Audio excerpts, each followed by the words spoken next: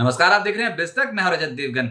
आज बाजार के शुरुआती संकेत बहुत बढ़िया थे। अमेरिकन मार्केट्स में नैस्डैक रिकॉर्ड स्तरों पर बंद हुआ था। डाउ जोन्स लगभग रिकॉर्ड स्तरों पर था और ऊपर से गिफ्ट निफ्टी बता रहा था कि लगभग 50 से 60 पॉइंट्स की तेजी बन सकती है। हमारे मार्केट्स ठीक खुल गए। वैसे पिछले 3 दिनों से अच्छी खरीदारी हो रही थी, तो कॉन्फिडेंस के साथ उतरे मार्केट में। आज 22,255 आज के दिन का ओपन था।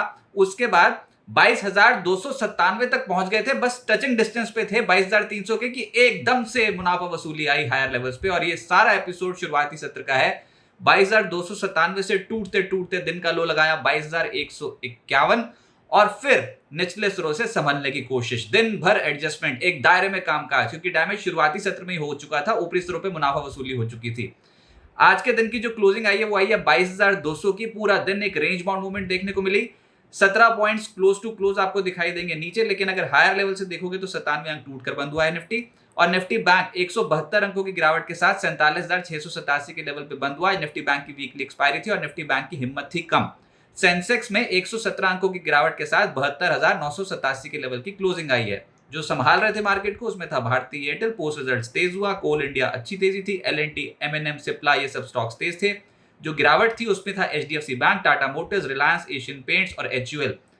इंडिया विक्स थोड़ी सी बढ़त देखने को मिली। आज के दिन का हाई था 20.66, क्लोजिंग आई है 20.27, यानी कि 0.38% इजाफा इंडिया विक्स में।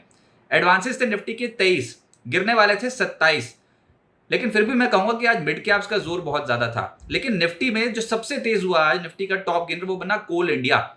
आज करीब करीब 4% उछला ये स्टॉक। सिप्ला 3.5% ऊपर, एक ब्लॉक डील हुई जिसमें प्रोमोटर्स ने कुछ हिस्सा डाइल्यूट किया। BPCL 3.5% उछल गया। ऑयल मार्केटिंग कंपनीज में अच्छी खरीदारी हुई। भारतीय एयरटेल नतीजों के बाद 2.5% चढ़ा और पावर ग्रिड 1.5% चढ़ा। निफ्टी लूजर्स में टाटा मोटर्स 2% आज भी टूटा है। पिछले कुछ दिनों से लगातार तनाव में है। बजाज ऑटो का स्टॉक आज करीब करीब 2% नीचे आया। Asian Paints, Eicher Motors, Britannia, इन सब स्टॉक्स में 1.5% से करीब करीब 2% के आसपास की गिरावट है। F&O गेनर्स में नंबर आ गया सीमेंस का। क्लोजिंग तो हुई है करीब करीब 7% ऊपर, लेकिन इंट्राडे में जो जबरदस्त चाल दिखाई थी आज, शुरुआती टिक एकदम से पॉजिटिव आ गया था, क्योंकि एक तो नतीजे बहुत शानदार और ऊपर से अपने एनर्जी कारोबार को अलग करने की घोषणा कर दी। और सीमेंस एनर्जी का एक शेयर मिलेगा सीमेंस के एक शेयर के ऊपर, तो ये शेयर धारकों के लिए बहुत पॉजिटिव हो गया और सीमेंस आज 7% चढ़ गया क्लोजिंग बेसिस पे। कैनरा बैंक स्प्लिट हुआ था आज और उसके बाद 5% चढ़ा। कोल इंडिया 4% से ज्यादा चढ़ा। सिप्ला 3.5% ऊपर और ओबरॉय रियल्टी 3.5% चढ़ गया। F&O लूजर्स में कोलगेट नतीजों के बाद डेंट पड़ गया। वैसे डिविडेंड बहुत अच्छा दिया कंपनी ने, लेकिन उसके बाद नतीजों के बाद आज प्रॉफिट बुकिंग दिखाई दी 5% से ज्यादा। आरती इंडस्ट्रीज 0.5% टूटा है। ICICI प्रू, बॉश लिमिटेड और MGL जैसे स्टॉक्स 2.5% से 3.25% के आसपास टूटते हुए नजर आए।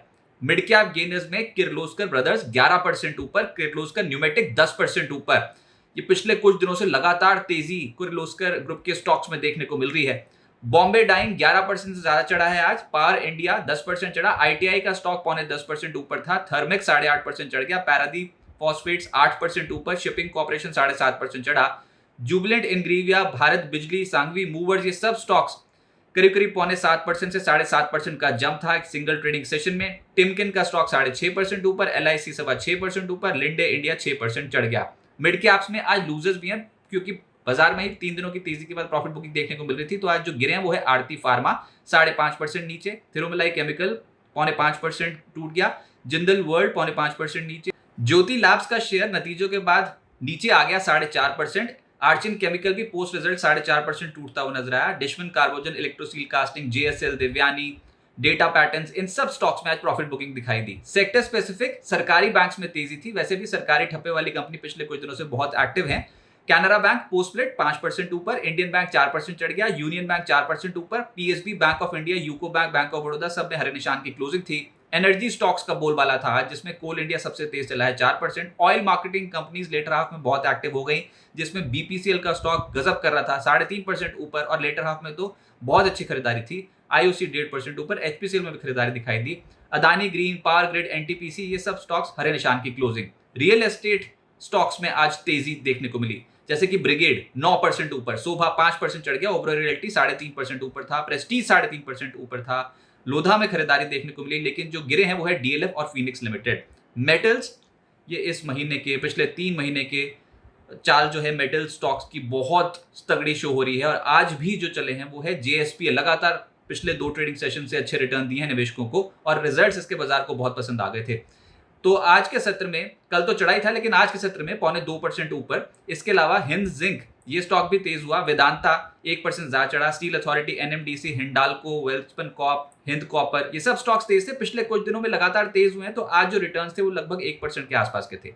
एफएमसीजी में आज प्रॉफिट बुकिंग दिखाई दी, जिसमें सबसे ज्यादा टूटा है कोलगेट 5% से ज्यादा, Marico, Britannia, Dabur, Tata consumer, UBL, HUL, Godrej consumer, ये सब स्टॉक्स आज टूटे हैं 1% से 1.5%। ऑटोज में जो टूटे हैं वो है बॉश लिमिटेड, 3% नीचे आया। टाटा मोटर्स ये लगातार पिछले कुछ दिनों में तनाव में है, आज भी 2% नीचे आया। बजाज ऑटो 2% नीचे, आयशर मोटर 2% नीचे, टीवीएस मोटर, अशोक लेलैंड, ये सब स्टॉक्स लाल निशान की क्लोजिंग दिखा के गए हैं। जो तेज हुआ वो है एमएनएम और भारत फोर्ज। आईपीओ मार्केट में हलचल बहुत है। टीबीओ टेक की लिस्टिंग हुई, क्या गजब की लिस्टिंग थी। इश्यू प्राइस था 920, उसके मुकाबले ओपन हो गया 1426 के लेवल पे, 55%। तो लिस्टिंग में टिक्स पे ही, पहले टिक पे ही 55% का रिटर्न।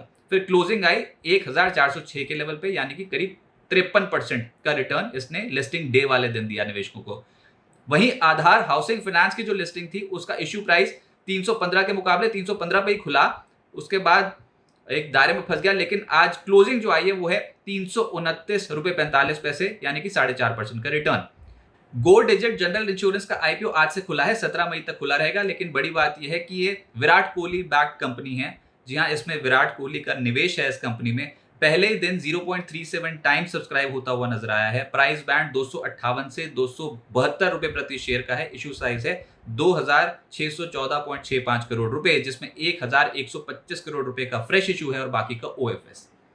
अब आगे क्या होगा? देखिए, बाजार की 3 दिनों की जो तेजी थी उस पर आज ब्रेक लग गया और एकदम से सडन ब्रेक था। जैसे ही हम 22,300 के लेवल तक पहुंचे, वहां से एकदम से बहुत शार्प फॉल आया। आप देखना चार्ट इंट्राडे का, एकदम से शार्प फॉल आई थी मॉर्निंग ट्रेड में और उसके बाद फिर संभलने की कोशिश थी। मिड कैप शेयर्स की चाल अलग दिखाई देती है। मिड कैप्स में खरीदारी दिखाई देती है मार्केट में। जिन कंपनियों के अच्छे नतीजे आ गए वो तो बाय ऑन डिप्स के कैंडिडेट बन ही गए हैं।